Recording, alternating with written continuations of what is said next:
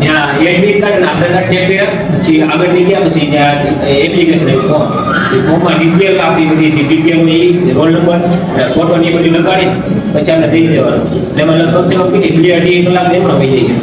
પછી 11 વાગે એને આપણું આ પ્રોસેસ ચાલુ થઈ હતી. આ વેરિફિકેશન ડોક્યુમેન્ટ ને એમાં આપણું આધાર કાર્ડ અને એડમિટ કાર્ડ તો નથી થતા, અને આ નોન ક્રિમિનલ ડોમિસાઇલ અને જાતિનું પ્રમાણ જે આપણે સ્ટેટ ઓફ ગવર્નમેન્ટ હોય ને ઇંગ્લિશમાં એને ચેક કરે. એટલે 125 છોકરા બોલાવ્યા હતા અને 25 જેવી છોકરી બોલાવ્યા હતા, જેમ 150 જેવા હતા.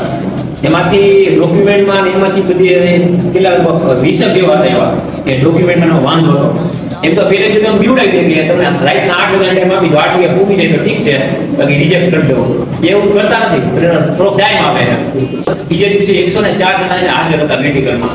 એમાંથી કેટલા પેલા 75 જણા થયો, બીજા 25 જેવો હતો ને મેડિકલ નહોતું, બીજા દિવસે કરશે. એમાં 75 માંથી કેટલા 30 જણાને 21 કે 29 જણાને રીમેડિકલ આપ્યું, બીજા બધે મેડિકલ પાસ હતા. એમાંથી આ વખતે બધા જોઈએ તો આઈકમાં અને એમાં આઈકમાં ને એમાં વધારે ધ્યાન દે, બાકી ટેટુ વાળા જવા દેતા હતા.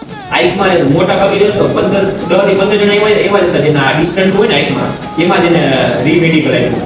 ને નોકરીમાં ખાલી આમ ઉભા રાખીને જ જોવે, એને એવું કંઈક ડાઉટ જાય ને તો સુવડાવીને આમ નોકરી જોવે, નીચે ખાલી કઈ નામ જવી જોઈએ, બાકી બીજું છે નહીં.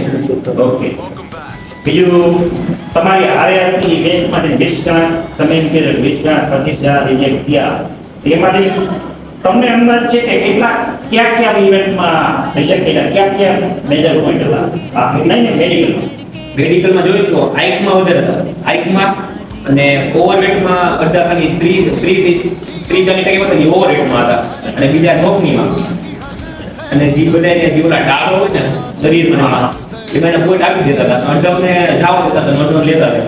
એ ઉપરાંત એવી રીતે ઓવરવેટમાં કીધું, ઓવરવેટમાં વેટ ક્યાં હિસાબે લઈએ છીએ?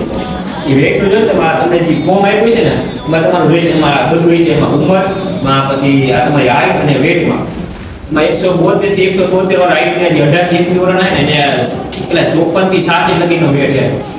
54 થી 86 મેન પોઈન્ટ તો હાઈટ નો જ હતો. એમાં વધારે પડતું એમાં જતા હતા જે 6/9 આવતું ને મોટા ભાગે તો 6/9 જ આવતું હતું.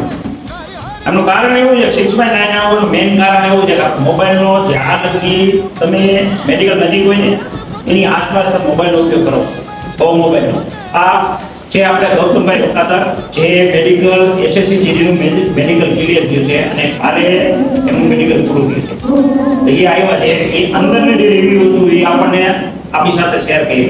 તો ડરવાની કોઈ પ્રકારની જરૂર નથી. જે તમારી પાસે છે, જે તમારા શરીરની અંદર છે, 2-4 વસ્તુની ધ્યાન રાખવાની. એક તો તમારે જેવી રીતે કે હમણાં વાત કરી કે આંખનું કીધું, તો બંને તો 5-7 દિવસ 10 દિવસ જેની પાસે છે એ વધારે આંખની અંદર ડ્રોપ નાખી અને સાફ કરો, અને મોબાઈલનો બને ને એટલો ડ્રોપ ઉપયોગ ઓછો કરી નાખો આ 5-10 દિવસ માટે, જેથી કરી તમારી આંખું રિકવર થઈ જશે. એટલે કોઈ નાના પોઈન્ટના હિસાબે તમે આટલી મહેનત કરી, આજ સુધી તમે જ્યાં પહોંચ્યા છો ત્યાં આટલી મહેનત કરેલી છે અને તમે ત્યાંથી પાછા આવો તો એ સારું નહીં. બાકી જેવી રીતે આપણી પાસે આવતા રહેશે એવી રીતે જ રિવ્યુ દેતા રહેશું ધીરે ધીરે. જય હિન્દ.